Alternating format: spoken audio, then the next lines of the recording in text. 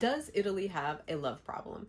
Because if we're going to go by Love is Blind, the country is collectively spiraling. 8 years of living here, married to an Italian, arguing with strangers in the streets. Trust me, I have actually lived aspects of Love is Blind. Italy is a country where arguing is almost a love language and emotional chaos is seen as normal. And accountability is a rumor that nobody can verify exists here. So watching Love is Blind Italy unfold wasn't just entertaining. Italians were very triggered, deeply, personally, and I believe culturally as well, because what we saw wasn't just reality TV, it was holding up to a mirror to them.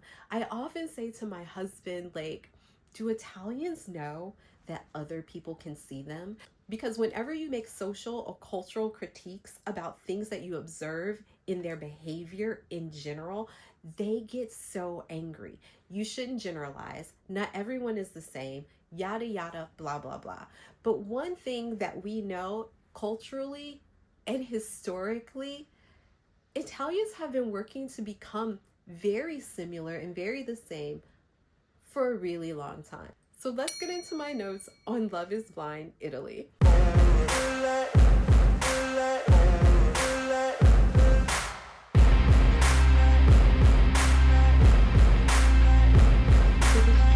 For Italians in Love is Blind is seeing all of the arguing and how they were arguing.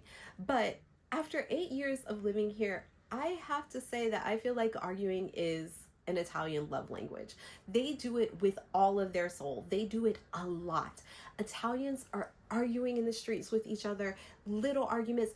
They don't always consider this as arguments. There are so many arguments that I have had with my husband, and when I say something and like, you argue a lot, he's like, what do you mean? We barely argue. This man will argue with me about clouds in the sky, and he will say that he does not argue a lot at all, but it is not true. And Italians often do not see certain things as arguments.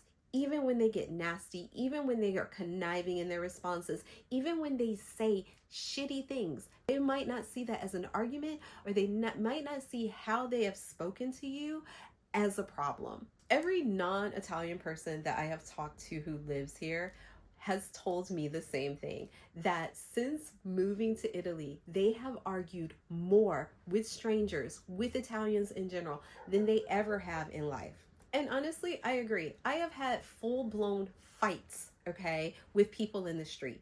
I have been this close to chasing someone down because they said something to me that they shouldn't have said while going past me, right? Like, they throw out little jabs at people, and it's not just me, obviously, because like I've said, I've spoken to other non-Italians and they feel the exact same way. It actually comes from a culturally accepted lack of emotional regulation. Emotions are to be expressed and allowed. They're expected, okay? But they don't expect to regulate how they express their emotions. So looking at Love is Blind, when they were still in the pods, Nicola, he basically had a mantrum when he found out that Ludovica was not going to choose him. He knocked over furniture. He had a whole fucking baby ass mantrum. This is not out of character for this culture to have full-blown tantrums as an adult. Since I have been here in this country, I have witnessed for the very first time as an adult seeing another adult have a tantrum, and I was like shocked. I was literally in awe that an adult could allow themselves to behave that way and then act as though their behavior had no accountability or consequences afterwards. Because what Nicola did in the pods, and what he sulked for I don't know how long, but he was sulking afterwards. He didn't take responsibility or accountability for the fact that he wasn't ready to make his own decisions. He was doing the exact same thing. He just did not want his choices taken away from him. So he was angry that she made a choice before he could decide what he wanted. He still hadn't really knew what he wanted. He kept saying he was being tortured by his having to make a decision. He didn't want to choose. This was not about him being jealous of Davide. It was about his choice being taken away and the shock of him losing control of the situation. This is a very, very Italian phenomenon. The Olympics are coming to Italy next year, and I think they should have a team of Olympic level avoidance of accountability and self-reflection. Italians would win that hands down. And I'm not being shady. I'm not throwing shade, okay? This is actually tea. It's sociologically and historically documented. Italian culture, especially white Italian culture, has internalized the same mechanisms of whiteness found throughout Europe. They externalize blame. They look to preserve face all the time. They hide dysfunction behind aesthetics and confuse charm with integrity. And that's why emotional messiness is tolerated and accountability is not really a thing. That's something you see in Love is Blind Italy over and over again. Let's talk about Giovanni. He was so triggering for so many Italians here, and I think it's because they know that man. They know him. He is a cultural archetype. And I think that the Giovanni Italian in Love is Blind is the one that most American women find and fall for in Italy. A lot of Italians were triggered by him because he represents the worst versions of Italian male identity. It's not that they don't exist, but for so much of that to be embodied in one man is extremely triggering. It was a mirror to a lot of Italians. They know that man. And American women fall for men like this because they are charming, right? He was very charming. He came off right away with little gifts, with little tokens. He's singing. These are the stories when you hear women, American women go back, and it doesn't matter their ethnicity, but when you hear American women talk about Italian men, they talk about him being culturally aware. They talk about how he exposed them something, little trinkets that he was giving them. These were some things that some of the women clocked right away and was like, there's something up with that, and I don't want to be involved with it. But if you are not as culturally aware, or you're a bit of a pick-me, this is the type of Italian men most American women are going to find. And I think that Georgia, when she was in this situation, she wanted to be picked. She really wanted to get married. Georgia has internalized a lot of ideas here in Italy about that still persist for women and their biological clocks and blah, blah, blah. She really wanted to try and make something work with someone. And I think that she thought if she found a man who liked her a little bit, that once they got together, they would actually be able to make something work, to make it happen some sort of way. Giovanni, however, he was taking advantage of that pick-me spirit that she had. And it's a pick-me spirit that, I'm sorry, a lot of American women come here with when they are open to finding that romantic Italian man story. This is him. This is the man that they end up with. I talk a lot on TikTok about how Italian men really are, and people don't want to believe me. Love is Blind showed you. A lot of people will just say that Giovanni was a narcissist, and I don't think he was just a narcissist. He could definitely have narcissistic tendencies. He wasn't so much a narcissist as he was very close to culturally normal, and probably made worse by editing. What he was doing isn't just something Italian men do, okay? Italians do this. They charm you at first. Depending on what your relationship is supposed to be or evolve to, that's when they slowly start trying to add aspects of control and manipulation. And then there's no accountability. There is no accountability for your boundaries, for your feelings, for the things that you are saying, no, that's not cool, dude. Like, they don't want to accept those boundaries. And we saw that over and over again with his interactions with Georgia. There's this very specific way that I find that people lie here.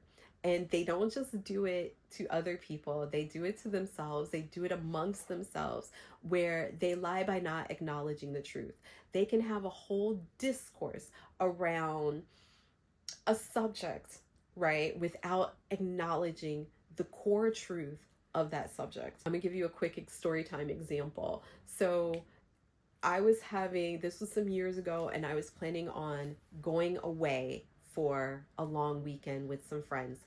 And I'm leaving the kids with their father. But this had happened before where I had planned a weekend away and he didn't make a plan for the kids. So at the very last minute, he asked his parents to help.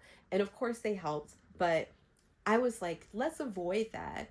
And I'm going to ask them ahead of time, give them some, give them a heads up that this is coming. So I do that. And at the time, my partner was changing jobs or something.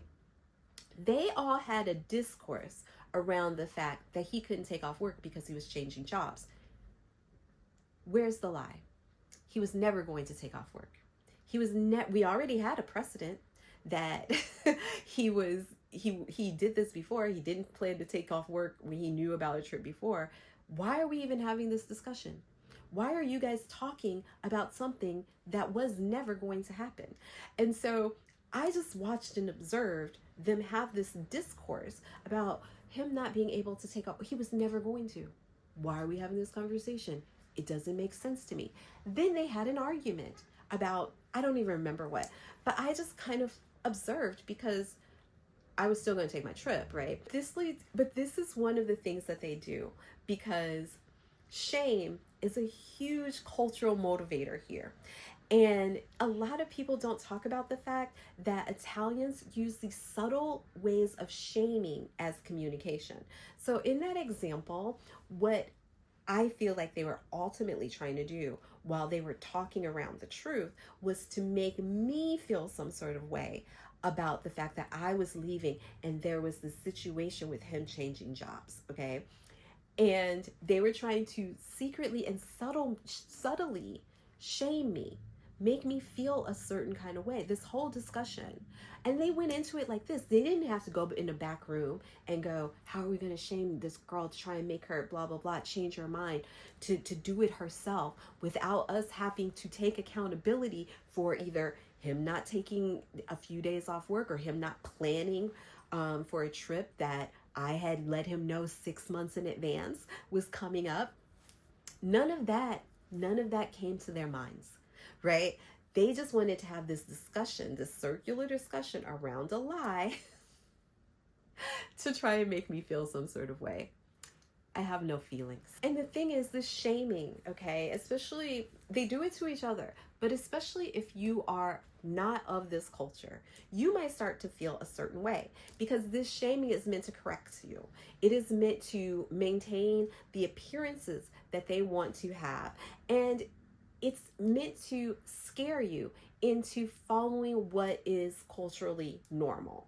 One of the things that you will see in Italy is people obsessed with cultural normalcy. They're obsessed with outward order. You go into Italian people's houses, it is in ordine, okay? Like they have everything in its place. They will not have people in their house if their houses are not spectacularly clean, okay?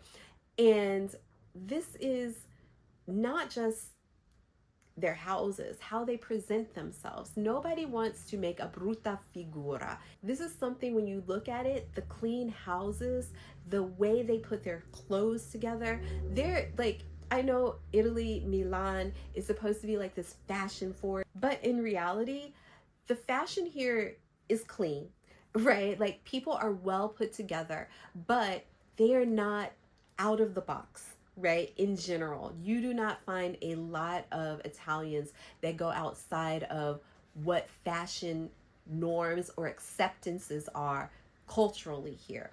Like you don't see that very often. You don't see someone dressed like you would in New York, for example, where you see so much individuality, so much self-expression through fashion. That is not something that happens really here in Italy. They have very curated social lives and experiences. That's why they stay in these little groups. And this is all a nod and a holdover from their fascist past. Italy has been fascist for a really long time. Their brief play with democracy after World War II was very brief because every fascist ended up right back in the government. And now they have their neo-fascism. So it has been fascist for a really long time. This has played into the cultural and social fabrics of Italian life. In fascism, the thing that we don't talk about a lot in fascist ideologies, and if you can look at white supremacy in the United States and see how this also mirrors, basically they use a lot to distract from their internal dysfunction, and that is often used through different types of aesthetics. Like historically, there is aesthetics associated with different types of movement, with liberal movements, with fascist movements. There are aesthetics associated with that. And for fascism, that clean, orderly way of existing is to hide the internal dysfunction. And I think that is one of the things that Italians have learned to do, is like they test people in different types of relationships. And I don't think it's just romantic. So when Italians are testing people in relationships, in some ways is to see if they can filter out who is going to fit into these, I don't know if it's just emotional control, but like kind of emotional control and manipulation. And this is something that you end up seeing in different aspects of reality here. We saw this in Love is Blind with Nicola. His honeymoon was textbook immaturity. When he was trying to figure out what was going on with Ludovica, if she was really happy, because I'm pretty sure when he saw her with Davide and he figured he looks better than Davide, that Ludovica would probably have some regrets. And his immaturity towards Karen was so spot on. It was immature, it was lack of emotional regulation, all coupled with patriarchal entitlement. Then you have Davide. Davide, he left his keys, right, with his side piece, with his fuck buddy, right? Then acted shocked when Ludovica wanted to communicate about that, when she wanted some boundaries set, because now he's engaged and she wants to be a priority. He completely ignored her needs, her wants. Again, this is all patriarchal entitlement that you will find sprinkled out within the culture here.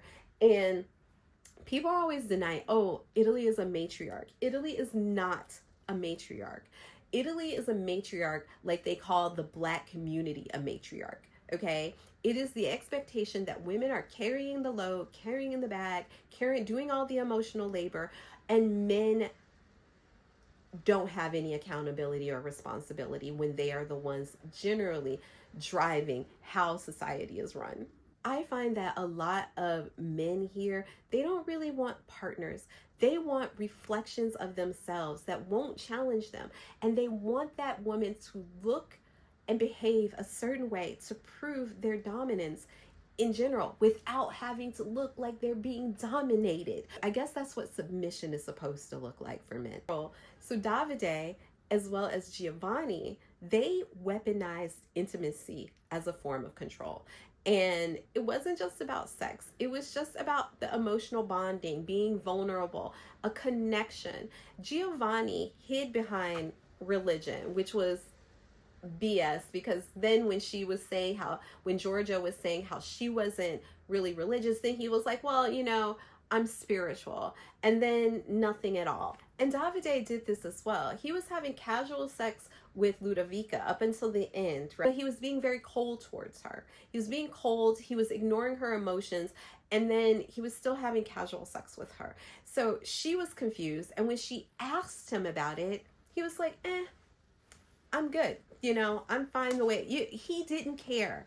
Like the lack of attention to emotional needs, especially from men, is one of the behaviors that a lot of men are not working to unlearn, and they will punish you for having the emotions related to their behavior. Both of these moves are simply about power.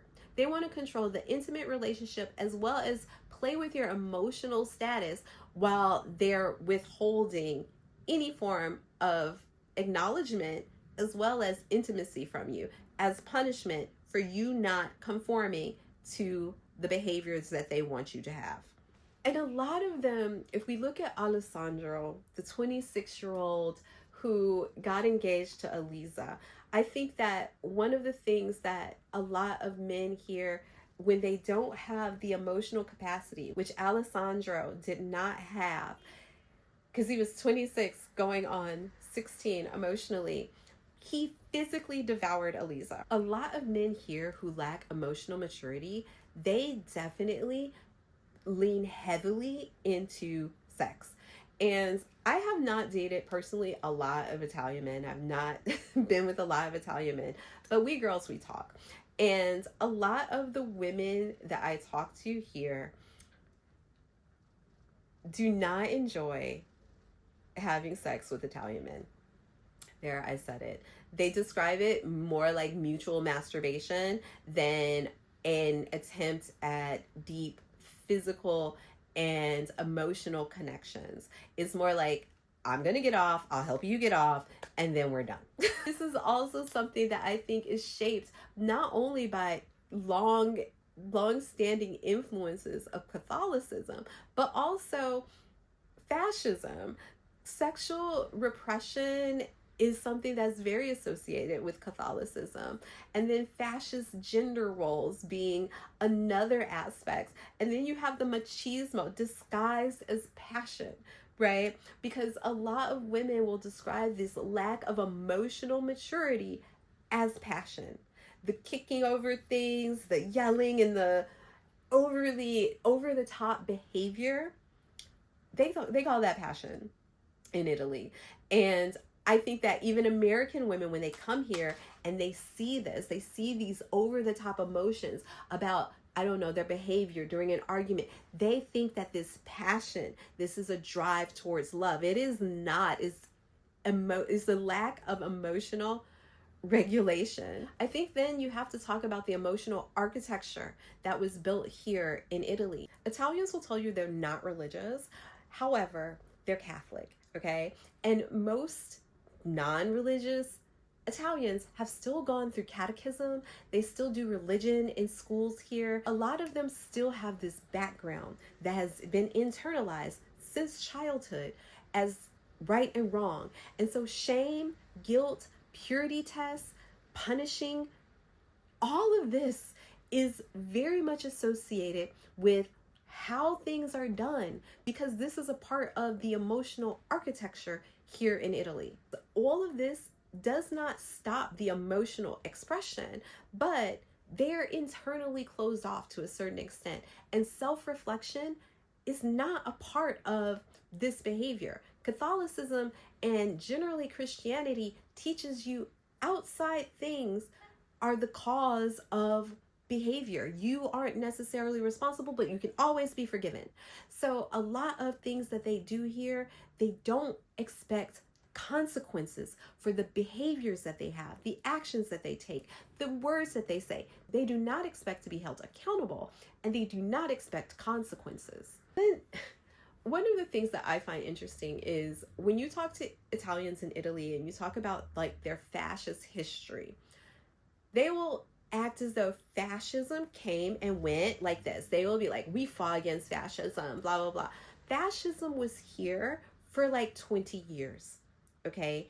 It has affected the emotional structure and architecture of so many generations within that time. And you have to remember, Italians, most of them are old, right? Most of the Italians in Italy are older people.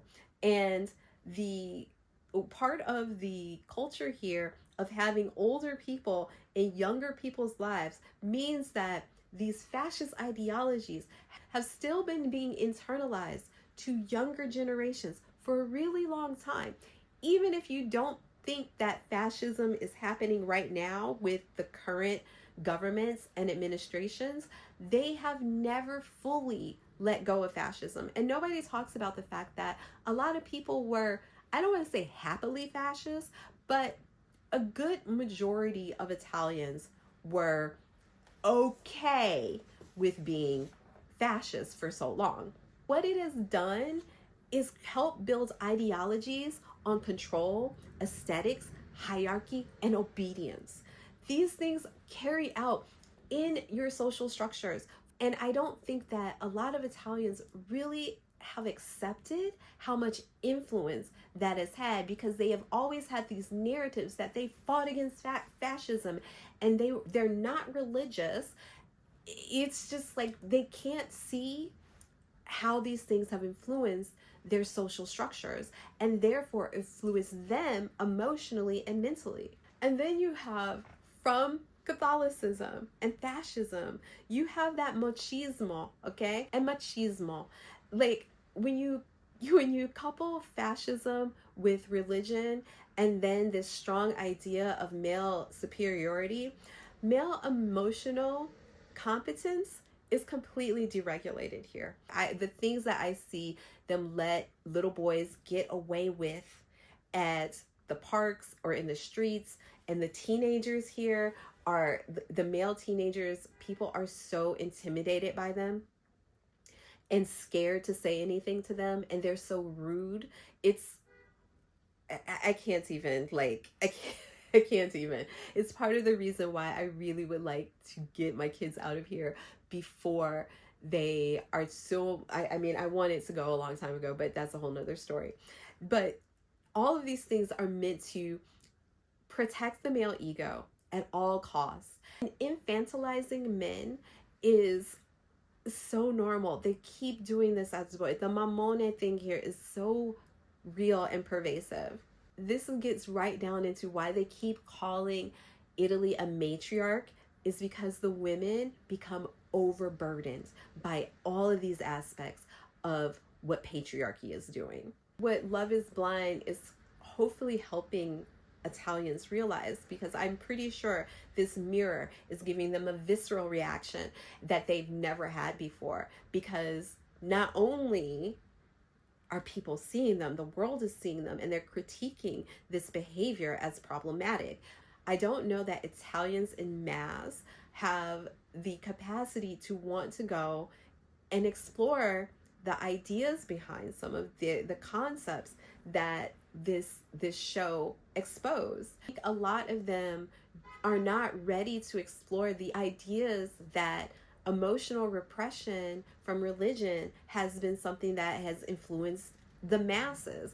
They have an ego that is associated with whiteness. I don't think that they have understood how there's a certain level of chaos that has been normalized and that has been throughout history here, and that there is a manipulative pattern amongst their love archetypes. I'm in a relationship with an Italian, and I will say that I think one of the ways that our relationship has evolved and has come to be what it is because I don't like men, right? I don't think that you can be in a relationship with a man in Italy and like men. And I think to a certain extent that when an Italian man is with a woman who does not particularly like men and don't want to bend to the male ego and whims, that maybe he's a little bit of a sadist, and I'm a little bit of a dom, and then that somehow ends up being something that helps balance out some of these things. Because for me, accountability, emotional regulation, and the willingness to learn boundaries and understand has been something that we have had to navigate in this relationship. And I think that if I were a weaker person, I weren't who I was, if I was someone who was trying to appease a man's ego in order to be chosen and to be kept, because I don't necessarily, I don't attach my value on whether or not this relationship works out or not. And I know that my partner knows that. So I think a lot of times women are so hungry to maintain a relationship, to prove that their relationship will work, that that man never has to challenge himself to keep her. So, in order to keep me, the challenges are necessary for him. And if that changes one day, I think that my relationship status would change as well.